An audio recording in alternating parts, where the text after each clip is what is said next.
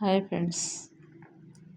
జనాలు అప్పు డబ్బులు అడిగేటప్పుడేమో అక్క నువ్వుతో కూతురు, ఇంకా పురాణాల్లో సీత, సావిత్రి, అరుంధతి, చులోచన అంటే బహుశా మీకు తెలియదేమో, మేఘనాథుడి భార్య.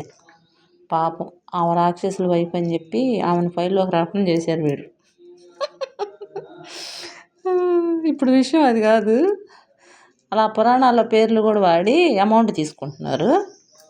తర్వాత మనం డబ్బులు అడిగితే ఏం చెప్తున్నారో తెలుసా? మళ్ళీ అదే పురాణాల్లో రాక్షసులు ఉంటారు కదా, మన మొహాలకు సూటు కానీ ఘటోద్గజుడు, బకాసురుడు అలాంటి పేర్లు కూడా వాడుతున్నారు.